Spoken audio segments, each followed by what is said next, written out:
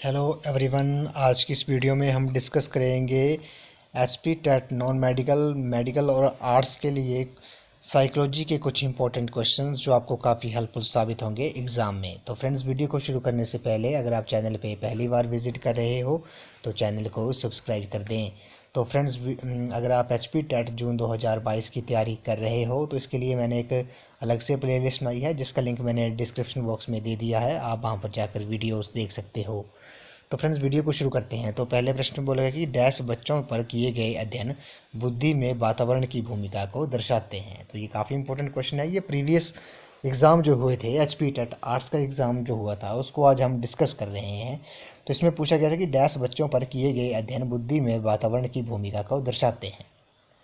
तो इस क्वेश्चन का जो करेक्ट आंसर होगा वो होगा आपका ऑप्शन होगा आपका जुड़वा और गोद लिए बच्चों पर किए गए जो अध्ययन बुद्धि में वातावरण की भूमिका को दर्शाते हैं। काफ़ी इंपॉर्टेंट क्वेश्चन है। जुड़वा और गोद लिए गए बच्चों पर किए गए अध्ययन बुद्धि में वातावरण की भूमिका को दर्शाते हैं। अगला है अनाथ बच्चों की कम बुद्धि लब्धि का एक कारण है। तो अनाथ बच्चों की जो कम बुद्धि लब्धि होती है उसका कारण क्या है? उसका आपका ऑप्शन ऑप्शन होगा आंसर वंचित वातावरण। जो है वो वातावरण से वंचित रहते हैं, वो आपका अनाथ बच्चों की कम बुद्धि लब्धि का एक प्रमुख कारण होता है। अगला है स्पीयरमैन के अनुसार बुद्धि के दो कारक हैं। तो स्पीयरमैन के अनुसार बुद्धि के जो दो कारक हैं वो कौन कौन से हैं? वो आपका सामान्य व विशिष्ट हैं। ये अब स्पीयरमैन के अनुसार बुद्धि के दो कारक हैं। अगला प्रश्न है, इसमें बोला गया कि बुद्धि के साथ प्राथमिक मानसिक योग्यताओं के सिद्धांत के प्रतिपादक हैं। तो बुद्धि के साथ प्राथमिक मानसिक योग्यताओं के सिद्धांत के जो प्रतिपादक है वो आपके थर्स्टन है। और थर्स्टन जो है वो आपके बुद्धि के साथ प्राथमिक मानसिक योग्यताओं के सिद्धांत के प्रतिपादक हैं। अगला है गार्डनर के अनुसार बुद्धि डैश आयामी है। तो गार्डनर के अनुसार बुद्धि जो है वो आपकी बहुआयामी है। क्या है? बहुआयामी है गार्डनर के अनुसार। अगला है गार्डनर के अनुसार बुद्धि के डैश प्रकार हैं। तो हॉवार्ड गार्डनर के अनुसार जो बुद्धि के कितने टाइप हैं, ये कितने प्रकार हैं? ये 8 प्रकार हैं। 8 प्रकार की इंटेलिजेंस है। तो 8 जो है इस क्वेश्चन का राइट आंसर होगा। गार्डनर के अनुसार बुद्धि के 8 प्रकार हैं। अगला जो प्रश्न है इसमें बोल रही है एरिक्सन का किशोरों के लिए विकासात्मक कार्य है। तो एरिक्सन का किशोरों के लिए विकासात्मक कार्य क्या होगा? ये होगा आपका पहचान निर्माण। क्या होगा? पहचान निर्माण जो है वो आपका एरिक्सन का किशोरों के लिए विकासात्मक कार्य है। अगला प्रश्न है दंड व पुरस्कार पर आधारित कोलबर्ग के नैतिक विकास का स्तर है। तो दंड व पुरस्कार पर आधारित कोलबर्ग के नैतिक विकास का स्तर क्या होगा? ये आपका पूर्व पारस्परिक होगा। क्या होगा? पूर्व पारस्परिक होगा। दंड व पुरस्कार पर आधारित कोलबर्ग के नैतिक विकास का ये स्तर होगा।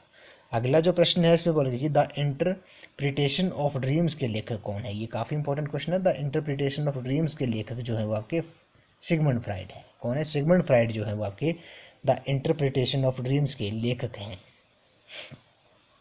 अगला प्रश्न है मानवतावाद बल देता है। ये किस पर बल देता है? ये आपका स्वयं को बल देता है। किसको? स्वयं को। मानवतावाद जो है वो आपका स्वयं को बल देता है, खुद को बल देता है। अगला है व्यवहार की व्याख्या में सूचना प्रकरण को आधार बनाया गया है। तो व्यवहार की व्याख्या में सूचना प्रकरण को आधार बनाया गया है। ये किसका बनाया गया है? ये संज्ञानात्मकता बाद का बनाया गया है। अगला प्रश्न है अधिगम शिक्षण प्रक्रिया के केंद्र में डैश है। तो अधिगम शिक्षण प्रक्रिया के केंद्र में अध्ययन है। क्या है? अध्ययन है। अधिगम शिक्षण प्रक्रिया के केंद्र में अध्ययन है। ये फ्रेंड्स प्रीवियस हम एचपी टेट आर्ट्स का जो एग्जाम हुआ था उसमें ये क्वेश्चंस पूछे गए थे। तो इन क्वेश्चंस के आपने शॉर्ट नोट्स जरूर बना लेने हैं क्योंकि आपको रिवीजन के टाइम ये काफ़ी हेल्पफुल साबित होंगे। अगला प्रश्न है इसमें बोल कि मनोविश्लेषणात्मकतावाद के अनुसार व्यवहार की उत्पत्ति का आधार है। तो अचेतन प्रवृत्तियां जो हैं वो आपकी मनोविश्लेषणात्मक वाद के अनुसार व्यवहार की उत्पत्ति का आधार है। कौन? अचेतन प्रवृत्तियां जो है। अगला है इसमें बोला गया कि विकास प्रक्रिया को प्रभावित करने वाली प्रमुख ग्रंथि है। तो विकास प्रक्रिया को प्रभावित करने वाली जो प्रमुख ग्रंथि है वो आपकी पीयूष ग्रंथि है। कौन है? पीयूष ग्रंथि जो है वो आपकी विकास प्रक्रिया को प्रभावित करने वाली प्रमुख ग्रंथि है। अगला है पैवलोव के प्राचीन अनुबंधन प्रयोग में घंटी की आवाज़ है।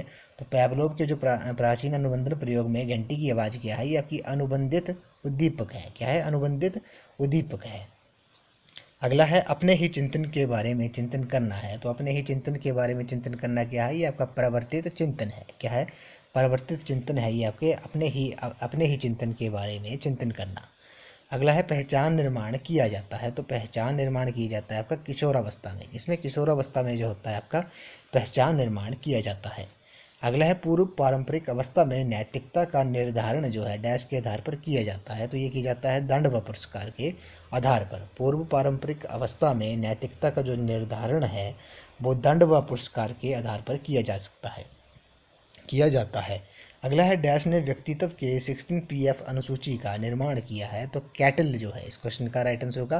कैटल ने व्यक्तित्व के 16 PF अनुसूची का निर्माण किया है। अगला है सकारात्मक नकारात्मक रूप में स्थायी व अधिगमित मूल्यांकन है।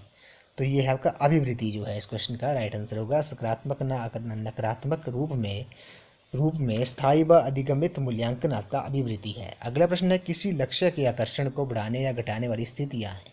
तो किसी लक्ष्य के आकर्षण को बढ़ाने या घटाने वाली जो स्थितियां हैं वो आपकी प्रलोभन है। क्या है? प्रलोभन है, और इस क्वेश्चन का राइट आंसर है। अगला प्रश्न है व्यवहार में अपेक्षाकृत स्थायी परिवर्तन है। तो व्यवहार में जो अपेक्षाकृत स्थायी परिवर्तन है वो आपका क्या है? वो आपका लर्निंग है, अधिगम है। अगला प्रश्न है, इसमें बोला गया कि प्रशिक्षण के द्वारा किसी क्षेत्र विशेष में अच्छा कर पाने की संभावना है। तो प्रशिक्षण के द्वारा किसी क्षेत्र विशेष में अच्छा कर पाने की संभावना क्या है? ये आपकी अभिक्षमता है। क्या है? अभिक्षमता जो है इस क्वेश्चन का करेक्ट आंसर है। अगला है मैस्लो सिद्धांत में प्रथम स्तर की आवश्यकताएं हैं। तो मैस्लो सिद्धांत में प्रथम स्तर की जो आवश्यकताएं हैं वो आपकी क्या है? वो आपकी जैविक हैं। क्या है? जैविक जो है इस क्वेश्चन का करेक्ट आंसर है। ये मैस्लो सिद्धांत में प्रथम स्तर की आवश्यकताएं हैं। अगला है अध्यापक द्वारा ऋणात्मक पुनर्वल्क का प्रयोग विद्यार्थी के शुद्ध उच्चारण की संभावना को डैश करता है। क्या करेगा? जो अध्यापक द्वारा ऋणात्मक पुनर्वल्क का प्रयोग विद्यार्थी के शुद्ध उच्चारण की संभावना को क्या करेगा? ये बढ़ाएगा। तो क्या करेगा? ये बढ़ाएगा।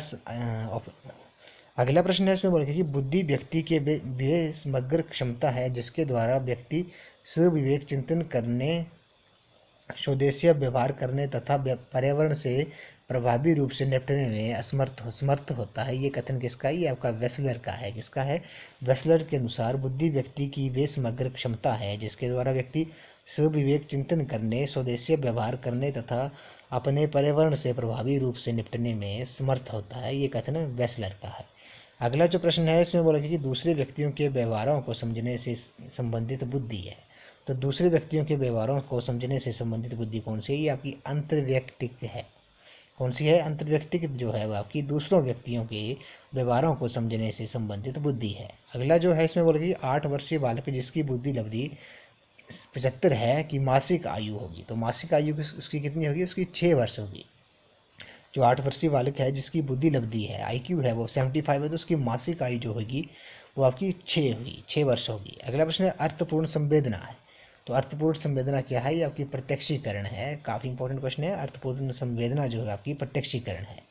इस वीडियो को लास्ट क्वेश्चन है, बालक की सूचना प्रकरण क्षमता डैश है। तो बालक की जो सूचना प्रकरण क्षमता है वो आपकी सीमित है। काफ़ी इंपॉर्टेंट क्वेश्चन है। बालक की जो सूचना प्रकरण क्षमता है वो आपकी सीमित है। ऑप्शन। तो फ्रेंड्स, आज की वीडियो में बस इतना ही। आज हमने साइकोलॉजी के कुछ इंपॉर्टेंट क्वेश्चन डिस्कस किए। प्रीवियस HP टेट के एग्जाम में ये पूछे गए थे। जो आपको आने वाले HP TET medical, non medical और आर्ट्स वालों के लिए क्वेश्चंस काफ़ी हेल्पफुल साबित होंगे। तो फ्रेंड्स, आई होप आपको वीडियो पसंद आई होगी। तो वीडियो को लाइक, शेयर एंड सब्सक्राइब कर दें। अगर आप HP टेट जून 2022 की तैयारी कर रहे हो तो इसके लिए मैंने एक अलग से प्लेलिस्ट बनाई है जिसका लिंक मैंने डिस्क्रिप्शन बॉक्स में दे दिया है। आप वहाँ पर जाकर वीडियोस देख सकते हो। तो फ्रेंड्स, आज की वीडियो में बस इतना ही। तो थैंक यू फ्रेंड्स।